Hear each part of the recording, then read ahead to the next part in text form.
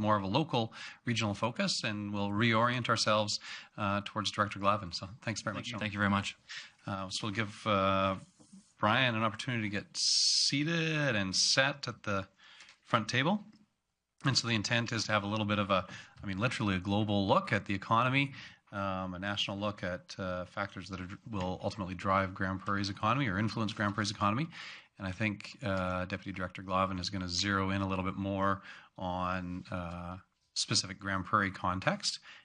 Brian, welcome. Thank you. A second to get the presentation up and good to go.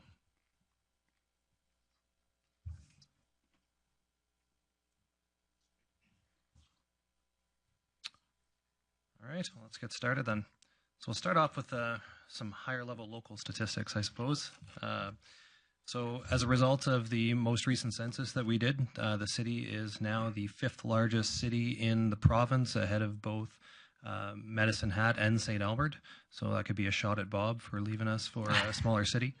And then looking at the growth rate, we've actually had some pretty phenomenal growth rates in Grande Prairie over the last 18 years at 3.74%. And to put that into context, that's about 68% faster than the provincial growth rate and 3 times the national growth rate for the country.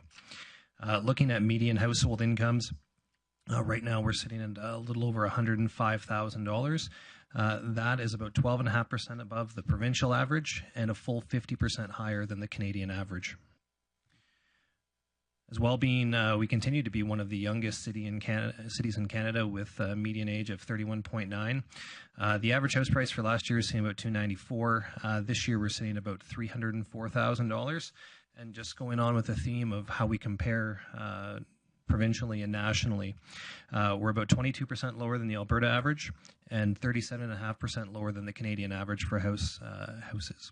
And when you look at that from an income perspective, housing affordability is quite affordable within in the Grande Prairie and Grande Prairie region, given our high incomes and relatively low cost of housing. And there's a caveat on the housing that those are resale numbers. Those don't those include new home sales, but they are not only new home sales. So if you look at new home sales, they are higher than that. They're closer to, I think, 380 to 400 for a 2-car garage, 1,800 square foot house, and those are very ballpark. This is just a representation of where we sit in the order of cities in the province right now. On the left-hand side and on the right-hand side, we're looking at some of the counties throughout the province. And you can see the city and the county both sit at number 5. So looking at population growth and how the city grows, how the region grows, where people come from, where they go. We went back to 2009 here as we were kind of coming out of the financial recession back in 2008. And you'll notice that there's not a single year if you look at the red line, that we had negative population growth. So even when you're going to 2015, 16, 17, we still see positive population growth. Now, not all elements or all components of the population grew. You can see on the bottom, the lighter blue color is interprovincial migration. This is when you have people that are going to a different province. They're moving back to British Columbia, or they're moving to British Columbia or any of the other provinces within Canada. And then on the intra-provincial migration side, in the dark blue number, this is anybody who's moving within the province. So if you're in Grande Prairie and you move to High Level or you move to Calgary, you would be captured in that intra-provincial migration. So one of the things we noticed digging into the numbers a little bit on the intra-provincial migration side is that it tends to be female and it tends to be under 30.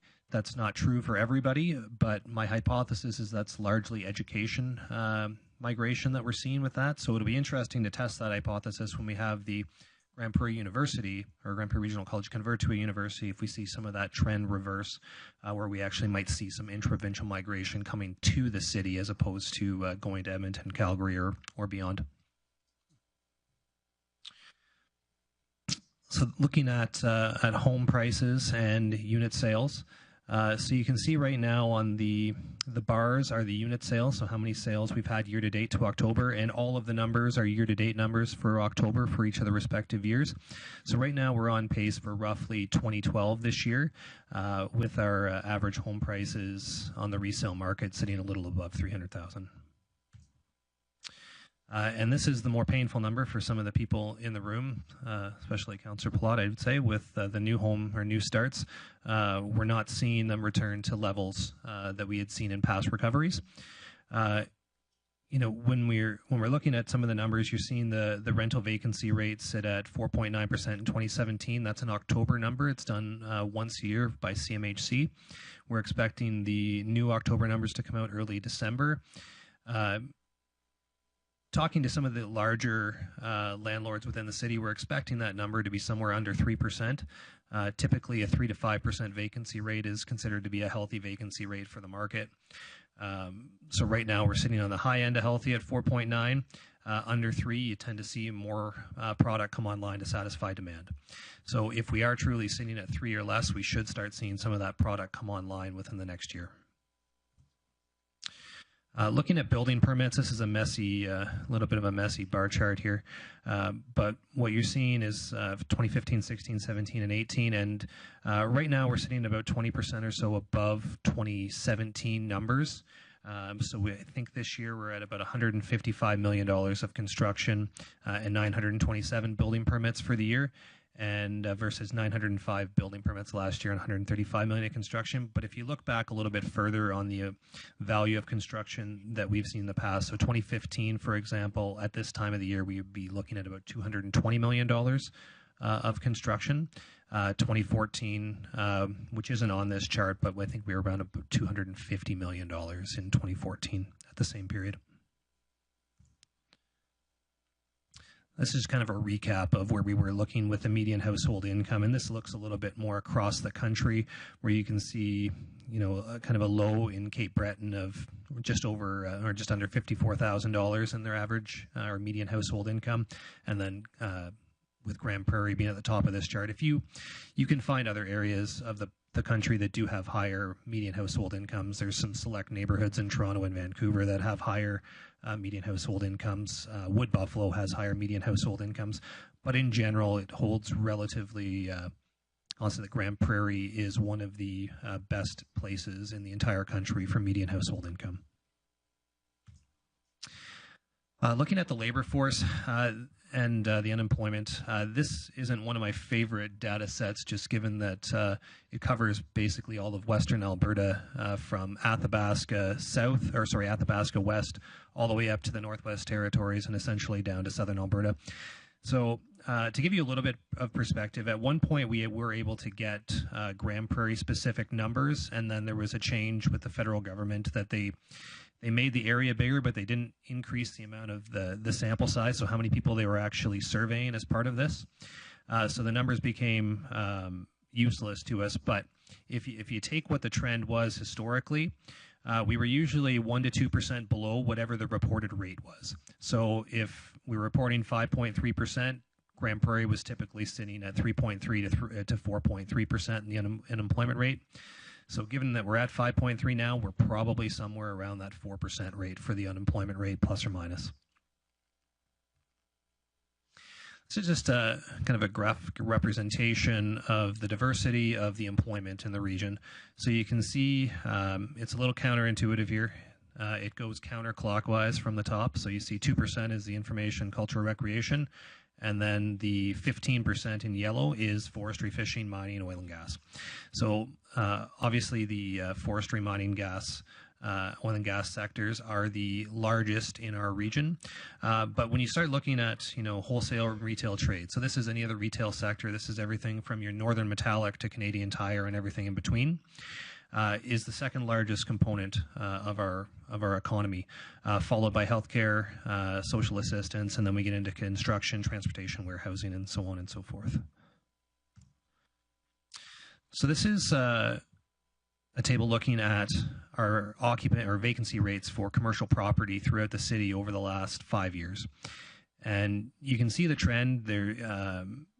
it follows the economy almost to a T. But we're seeing some pretty significant improvements in 2018, especially in the office and industrial markets. The office market in 2017 was almost 9.6% vacancy. Right now we're sitting at about 5.5%, and that's about $112,000 or 112,000 square foot of absorption that we've had over the last year. So between people leaving their offices and people moving in, that's almost a 214 place full of office, to put it into a scale. When you move on to industrial, we've had over 150,000 square feet of absorption over the last year, and that's moved us significantly towards the low end of what would be a healthy vacancy, and we should start to see some of that product come on the market to satisfy some of the new demand. The retail took a bit of a turn the other way, and that's almost completely due to the Sears Center.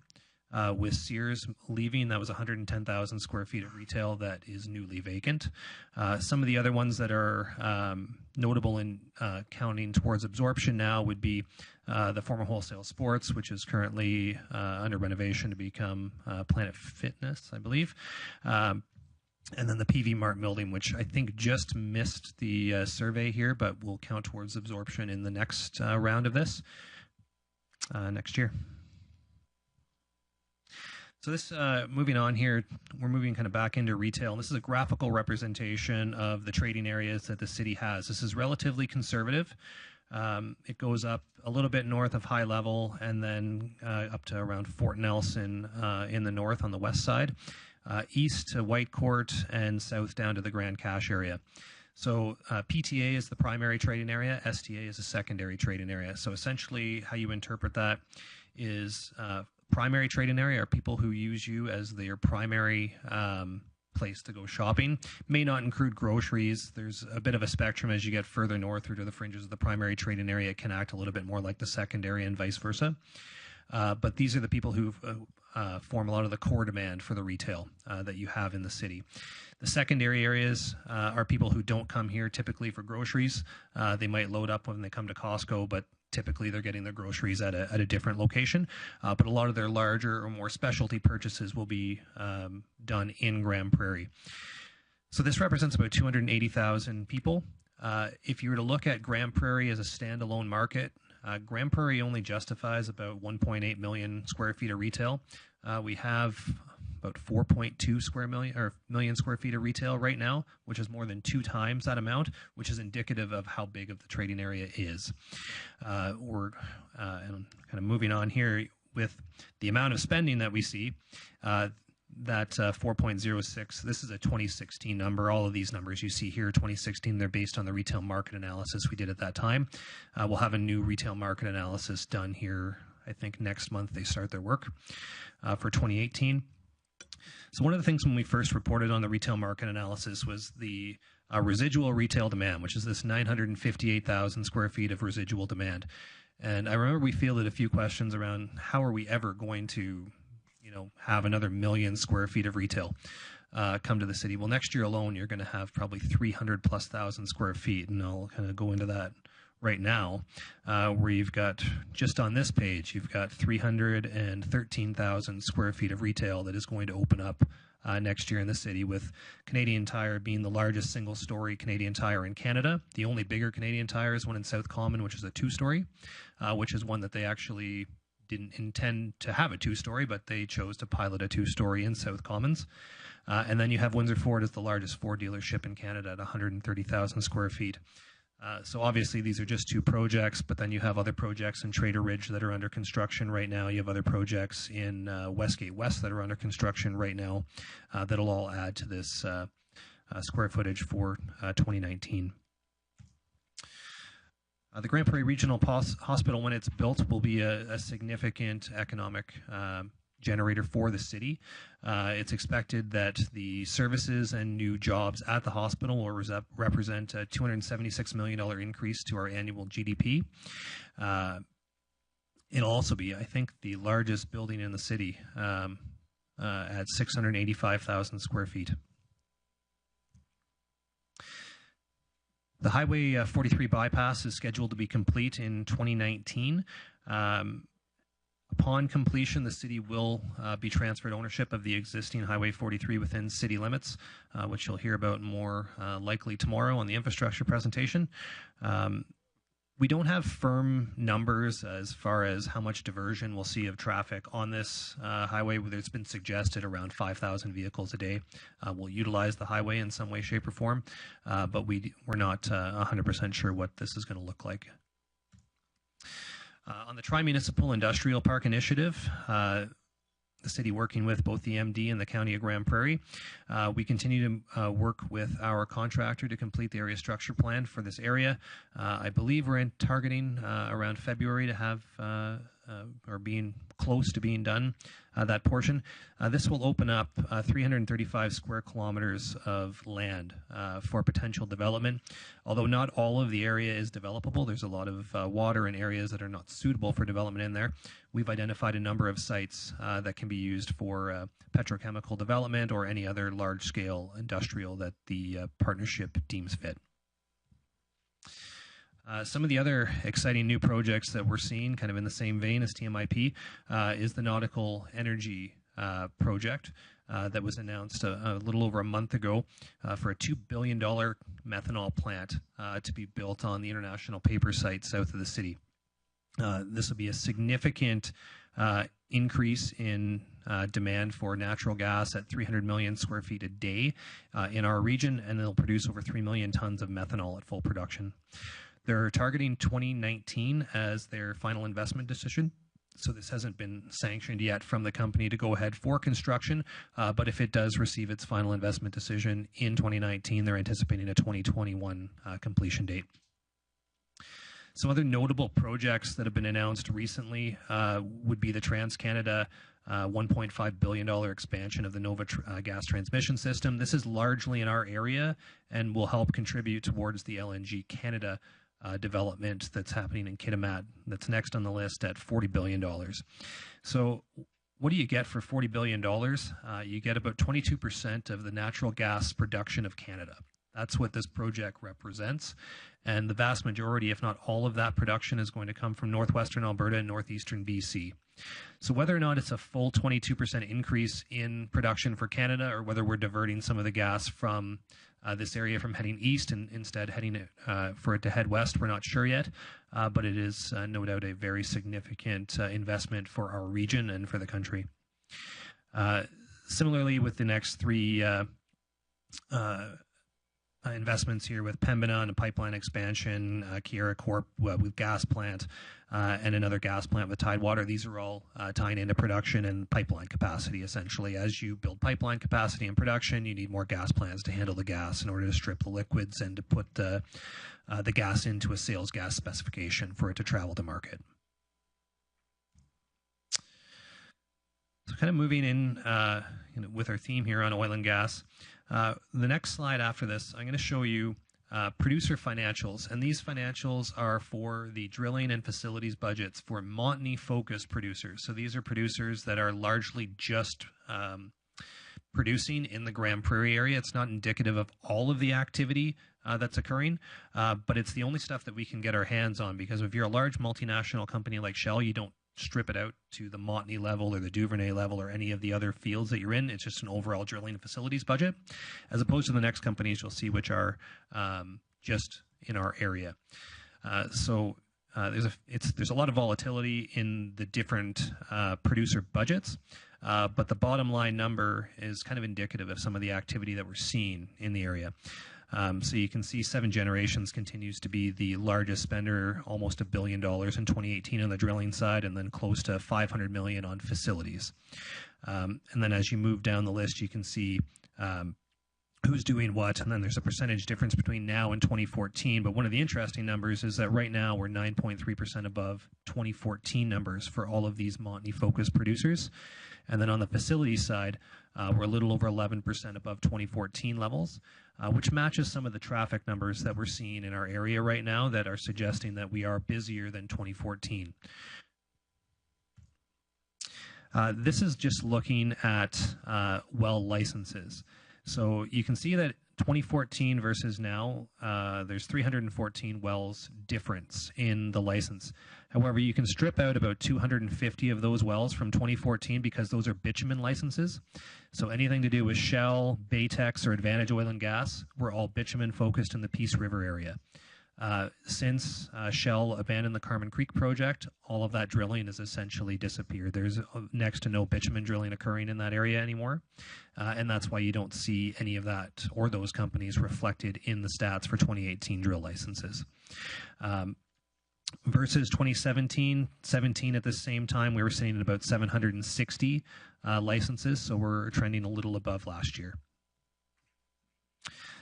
This is what it looks like separated out by year and commodity.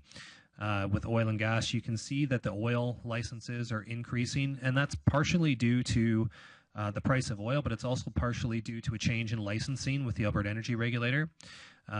Some of the liquids-focused wells are now classified as oil wells, as opposed to they used to be classified as natural gas wells. So there is a little bit of the numbers aren't as clear-cut as the graph would suggest, but this is the new classification that's being used by the Alberta Energy Regulator. So this here is the drilling completions for the area. This is the conversion of the licenses to actual work. So you can get a license and you can never drill a well if you chose to never drill a well. The completions are the actual drilling of the wells, and there's a few different classifications down here, but ultimately they all lead to a well being drilled. Some were just started and they were abandoned, and then they were re-entered, or they were resumed within the period of time that the license allowed, and ultimately the wells were completed. This is another interesting chart here that shows the overdimensional vehicle traffic. So this is anything that is too high or too wide that requires a pilot truck or requires us to go out and turn the lights. So one of the things that has generated some work for the Transportation Department over the last 2 years, and some overtime, as you've probably seen in their budget, has been every time these overdimensional loads come through, we have to go on 116th Street, which is the high load corridor, and we have to physically turn the lights. So they go and they attach a really long steel bar to the lights, and a couple guys turn the lights physically, and the truck goes through, and then we turn the lights back and it resumes normal operation. So looking at, this is Highway 40 just south of the city between the city limits and the correction line. Average two-way traffic on Highway 40. Last year we were at this time, and so actually 2014, 15, 16, and 17 are full years, and 2018 is up to September. We anticipate September will likely be above 2017, as we typically see a little higher traffic volumes on that road in the winter as activity picks up. But right now we are at essentially record levels on Highway 40 that have now surpassed the 2014 levels of activity on Highway 40. Looking at travel and occupancy, which is also intrinsically linked to oil and gas activity. Currently, we have 3,400 hotel rooms within the city. That's more than the city of Red Deer has. For some context on that, as of August, our hotel occupancy rate was 64%, which was fourth in the province, behind only the Rocky Mountain destinations of Canmore, Banff, and Jasper. Up until summer, we were second, behind only Banff. As those areas go into their shoulder season here, we anticipate we'll likely finish in the top 3 for occupancy in the city for the year. And just kind of to recap here, looking at the impact of forestry on our area, our region produces 40% of all of Alberta's pulp and 50% of the timber. And there are 3,300 people that are either directly or indirectly employed in the industry within the Grand Prairie area.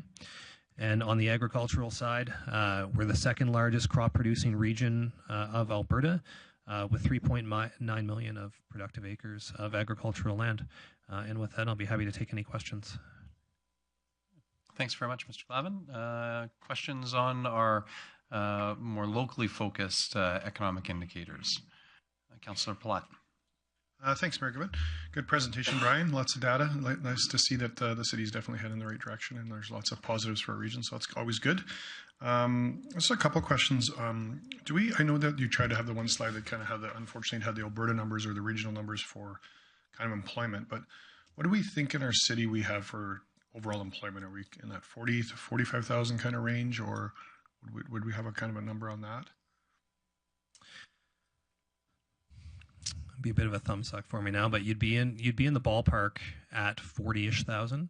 Okay. People that would be over the age of 18, not necessarily in the workforce, and then you'd have any retirees that would be stripped out of that. But if that's something that council would like to see, I'd be happy to provide that information. We could get that in relatively short order. No, I'm just more trying to get a hypothetical, I guess, on it. It would be a nice data to have someday, but it's not. I'm sure we have more pressing things. I'm just kind of curious.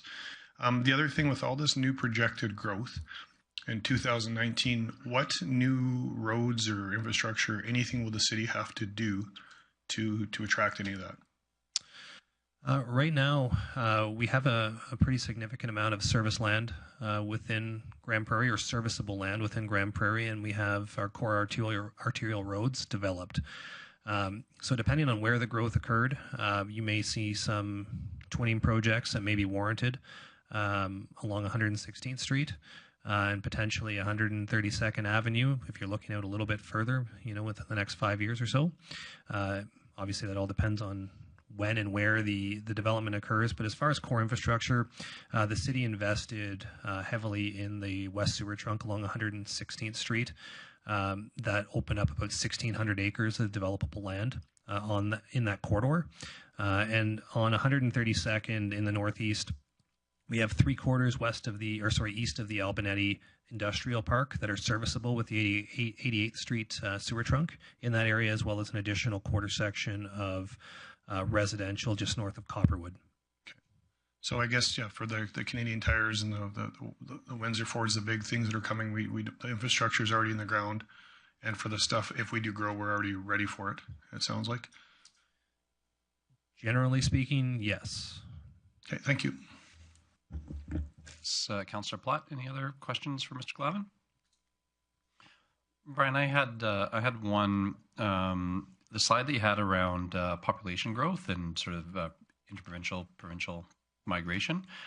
I was curious if you could just refocus in a little bit, because it seemed to me that the natural growth didn't show the ups and downs. And is there sort of any interpretation of what that means, of why that sort of green section was consistently getting larger over time? Yeah, so we saw a huge amount of population growth kind of in the mid-2000s. And as those people settled down, became of age to have children, we saw a pretty significant spike in births following that time of migration that we had from kind of 2003 to 2007. I think we, just in the city alone, we saw 15,000 or so people move to the area. As well, what we're seeing too is we're seeing more capacity on the elder care in the region. So when you have, and that actually counts theoretically against natural population growth. Natural population growth is births less deaths, so it's a net number. But what we're seeing is an increased birth rate that's been relatively sustained. So when you see a big jump in 2012, that was a regional jump that we saw. I think we went from somewhere around, I can't remember the exact numbers now, but I think it was 2,000 to 2,500 or something in that general scale. And we've sustained that birth rate, and we're increasing that birth rate every year. But we have a significantly larger population that we're building on that birth rate. And as we are a relatively young region, we generate a lot of babies at the moment. So I mean, as a broad generalization, we have more people than we had before. They continue to be relatively young compared to provincial national averages. And so is it an unreasonable assumption that they're going to continue to have children because they're all sort of family starting age? It seems reasonable that we can assume that we're going to continue with this rate of natural growth. Okay. Any other questions for Mr. Glavin? I don't see anybody else in the queue. Last chance, council? No? Okay, I don't see anybody else in the queue. So we were scheduled. Thanks very much, Mr. Glavin. Thanks for the presentation.